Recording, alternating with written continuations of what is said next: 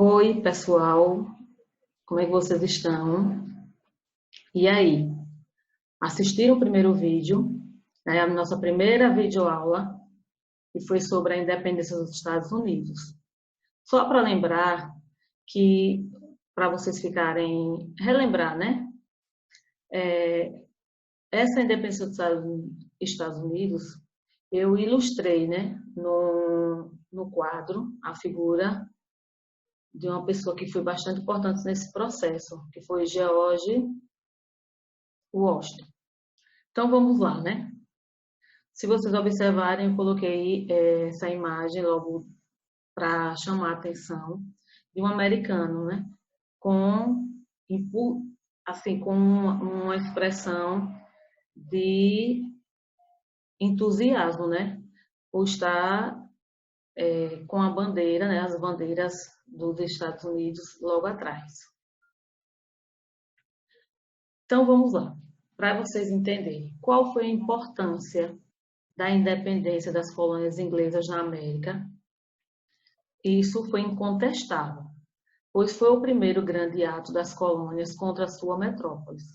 Eles se colocaram contra a submissão econômica e política dos imigrantes e seus descendentes, que haviam formado outra sociedade e passaram a ter interesses diferentes dos representantes pelos diversos grupos metropolitanos. Então, a independência americana ela teve várias repercussões importantes na própria Europa, inclusive na Inglaterra, né, que perdia a sua principal área colonial na França, que lá nos anos depois também teria uma grande revolução e nos territórios da colônia ibérica no mundo novo. Então vamos lá para entender. O primeiro grande ato das colônias contra suas metrópoles, também a gente vai observar as influências dos ideais liberais. Isso tudo eu resumi na primeira videoaula. Agora a gente vai dar realmente uma aprofundada. Então vamos lá, né? Então, como era a vida? Primeiro a gente tem que entender que havia uma diferença, né? Uma relação de diferença entre as relações do Sul e do Norte. Isso ocorreu durante o século XVII e século XVIII. Quando os calvinos, lembra lá no sétimo ano, né? Quem foram os calvinos? Quem eram os calvinos? Calvinos foram pessoas que seguiam, né? Um novo movimento, né? Saindo do catolicismo, que foi o calvinismo. Então, essas pessoas que saíram da Inglaterra, milhares, não só milhares de ingleses, mas escoceses, também alemães, holandeses, deixaram a sua terra natal e se dirigiram para a costa do leste do território dos Estados Unidos. Então, havia diferenças nas relações, não só do norte com o do sul. O do norte era chamado de povoamento, já do sul era de exploração. Qual era a diferença? Nítida, né? A que era de povoamento, comparando com a América espanhola e portuguesa, era uma policultura em pequenas propriedades familiares, ou seja, a família ela desempenhava, né, um cultivo de vários tipos de alimentos, mas era uma propriedade muito pequena. A mão de obra era livre e a atividade realizada era toda pelos artesãos. Já no sul, era um tipo de exploração chamada de plantation, que era uma monocultura, ou seja, uma única atividade, e a mão de obra era escrava. Na verdade, era escrava e escravidão negra. No norte, a gente observa como era o mercado, o clima era frio, igual da Inglaterra. Já na do sul, o mercado externo, o clima era quente, vendia suas mercadorias para a Inglaterra, por isso elas não queriam a independência, pois só lucrava vendendo para a Inglaterra. Então, ela não queria que houvesse essa separação, né? Tá tranquilo, né? Vamos lá para um outro slide. Vamos lá entender como era a vida nas colônias inglesas americanas. As colônias do norte, elas eram compostas por puritanos, ou seja, a gente vai analisar o que foram, quem eram esses puritanos, né? Os puritanos, até o nome ele é bem sugestivo, né? Era uma seita de presbítero, muitos rigorosos, que desejavam praticar o cristianismo, aquele cristianismo mais puro. Então, eles sentiam obrigados a abandonar a Inglaterra pela imposição da religião que era contrária a deles pela a dinastia de Stuart. Ou seja, lembra que eu falei no outro slide o que é que estava acontecendo? Estava um crescimento do protestantismo. Então, eles, por serem não somente cristãos, mas cristãos puros, eles estavam querendo, né, abandonar a Inglaterra por esse motivo. Os ingleses também recém-chegados afirmavam estarem cumprindo o digno divino de construir um novo país. E o que é que eles almejavam nessa construção? A negligência salutar, que era o descaso, a autonomia perante a Inglaterra, o desenvolvimento importante do mercado interno e a prosperação da colônia do norte devido ao desinteresse da própria metrópole, que no século XVII enfrentava dificuldades. Então, tudo isso contribuiu, né? E eu tentei colocar no mapa, mas qual era o percentual que ocorria da população? Com o passar dos tempos, os ingleses começaram a criar uma elite norte-americana e criar também, não só isso, mas criar escolas, universidades, coisas que esses anseios começavam a diversificar os dominantes. Por essa razão, né, a coroa ela adotou um controle mais rigoroso da colônia. Com a pacificação interna, a Inglaterra passou a estabelecer mais presença na colônia para mostrar o domínio. E aí, nesse período com a Revolução Industrial, a Inglaterra começou a olhar a sua colônia com outros olhos, pensando aí em fins lucrativos. Aqui embaixo, vocês observam que é o estabelecimento do comércio triangular. Por isso esse nome triangular, porque era um comércio entre a Europa, a África e a América. Aqui mesmo, se vocês observarem, está a rota certinha de onde é que partiam esse comércio, né? Tudo até aí tranquilo, não é isso? Então, vamos lá. Agora vamos entender os conflitos no processo colonial. Havia diferenças de interesses da colônia e da metrópole. Por isso aí começou o aumento das tensões. Nesse período aí, de 1756 a 1763, houve um conflito que era chamado da Guerra de 7 Anos. Eu abordei isso na primeira videoaula. Esse conflito, ele foi entre a França e a Inglaterra. Os motivos o que impulsionou esse conflito foi a preocupação das potências europeias com o crescente prestígio ao poderio de Frederico II, o Grande, que era o rei da Prússia. Nisso, havia também a disputa entre a Grã-Bretanha e a França pelo controle comercial e marítimo das colônias das Índias e também das Américas do Norte. E aí, o que a vitória? A vitória foi dada dos ingleses e a tomada das terras francesas. Essa situação econômica dos ingleses foi bastante complicada devido a altos custos da guerra. Também houve, diante dessas tensões, desses interesses da colônia e da metrópole, houve aumento dessas tensões e houve a crise também inglesa. Por quê? Porque os ingleses necessitavam de maiores fontes de recursos, decidindo criar, assim, novos impostos. A criação de impostos foram várias, A gente citou, eu citei também no primeiro vídeo, a lei do açúcar, que era o aumento do preço do açúcar.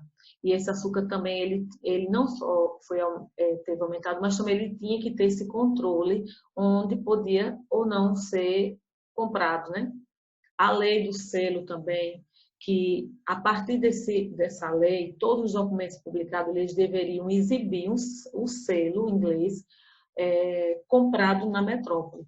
O selo ele deveria ter o símbolo, Alguma coisa que representasse a Inglaterra.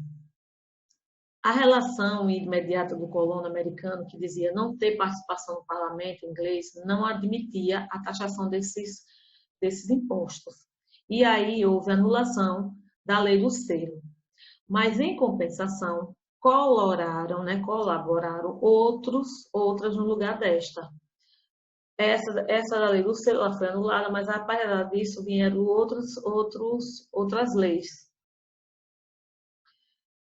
Havia também um monopólio inglês perante o chá de todas as colônias que prejudicava os norte-americanos. Lembra, né? Eu acho que tem até essa expressão que eu acho que vocês já ouviram em filmes, em novelas, né? Que o chá, vou tomar o chá das 5, porque era um produto que era comercializado com ampla escala, né? Na Inglaterra. Falar da Inglaterra também, se você certamente vai lembrar do chá. Então, nesse período aí, os americanos passaram a contrabandear, né? Aí teve um período que é chamado a Festa do Chá de Boston, e os norte-americanos eles afundam um navio de chá inglês. Teve também as leis intoleráveis, que é a relação da Inglaterra perante o crime que os norte-americanos fizeram, e aí esse clima de revolução. Se vocês observarem, eu coloquei na parte, no lado, né? No lado esquerdo do vídeo, do slide, uma figura que eu acho que vocês já viram em livros didáticos. Em livros didáticos, e eu acho que em documentários, ficou muito famoso, né? Eu acho que vocês já sabem do que eu estou tratando, que é esse homenzinho aí, com o dedo apontado. Então, quem é esse homem? Ele é chamado de Tio Sam, né? Que foi um dos maiores símbolos famosos que representou os Estados Unidos, e ele foi criado em 1812, ou seja, quando foi que iniciou esse processo? 1700, 1707, por aí, né? 1776. Então, ele foi criado, e até hoje ele é um grande sucesso, né? Obviamente. O Tio Sam foi criado por soldados estadunidenses que estavam no norte do Nova York, né? Como foi que houve essa criação? Para que vocês entendam. Eles estavam se alimentando de carne, cujo recipiente estava em barris com seguintes inscrições. Estava escrito assim, US, ou seja, State, que quer dizer em português Estados Unidos. E esses soldados eles passaram a brincar com o significado dessas letras, né? Chamando carinhosamente de Samuel Wilson, que era o dono da empresa fornecedora de alimentos, que em português, eu acho que é assim, Hungry Sam, que em português quer dizer tio Sam. Então, diante disso, essa imagem aí, ela foi vinculada e um dos maiores cartunistas, em 1870, ou seja, olha, mais de 60 anos depois, ele realizou um desenho de tio Sam com homenagem a Abraham Lincoln, que foi um ex-presidente dos Estados Unidos, considerado aí o herói nacional, que teve os traços de seu rosto como inspiração para esse trabalho, né? Sendo assim, o tio Sam, ele foi retratado como um senhor de cabelos brancos e barbicha, como está aí na imagem, usando roupas com cores da bandeira dos Estados Unidos, né? É porque a imagem, eu peguei uma imagem, a imagem original, mas as cores da bandeira. Então, se você vê a estrela lá no centro do chapéu dele. E uma cartola com a estrela branca, obviamente. No entanto, em 1917, James, a pedido das Forças Armadas nos Estados Unidos, ele altera esse desenho e o desenho original de Tissan passou a ser, né, passou a ter o dedo ríspido assim, acrescentando a seguinte frase: What you, que em português, eu quero você. E essa modificação ela foi jogada de marketing para o recrutamento de soldados na Primeira Guerra Mundial. Então, é um personagem interessante de vocês observarem, né? E como é o contexto histórico, né? Como as modificações, né? O original não era esse, mas aí, em homenagem a Abraham Lincoln, né? Ele coloca com os cabelos brancos e ainda com barbicha. Mas isso aí é um fato só para vocês se interarem. Obviamente que tem a ver com a Revolução, com a independência dos Estados Unidos, ou Revolução Americana, como vocês em livros trazem diferente, mas é o mesmo contexto histórico. Então, vamos lá, né? No norte-americano, pediu para que a Inglaterra parasse com um impedimento sobre seu desenvolvimento. Então, esses conflitos armados que deram origem à Guerra da Independência, em 1776, que foi a criação dos Estados Unidos, a França ela apoia os Estados Unidos. Em 1783, a independência dos Estados Unidos é assinada, né? É consolidada com a assinatura do Tratado de Versalhes, aquela que vocês vão depois observar em um outro conflito, que foi a Primeira Guerra Mundial. Então, vamos lá, eu vou fazer um resumo rapidinho, né, do que foi que a gente estudou nessa videoaula, né?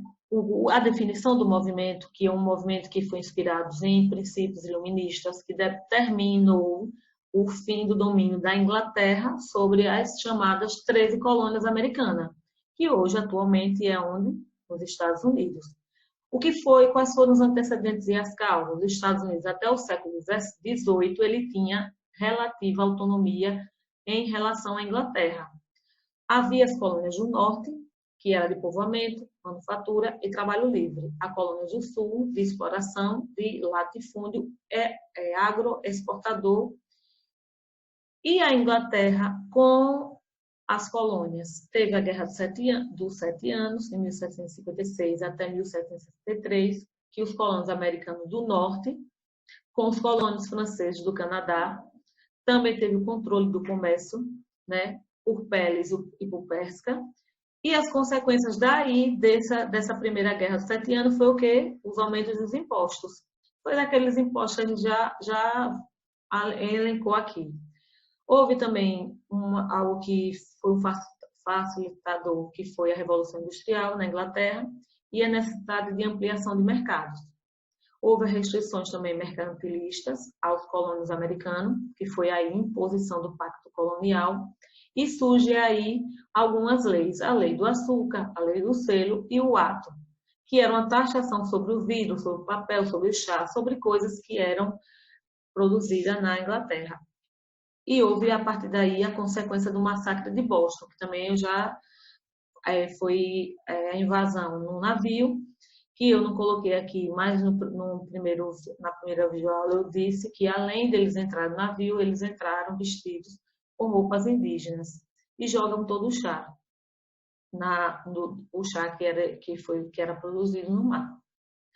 Então, pessoal, eu acho que agora não restou nenhuma dúvida desse assunto.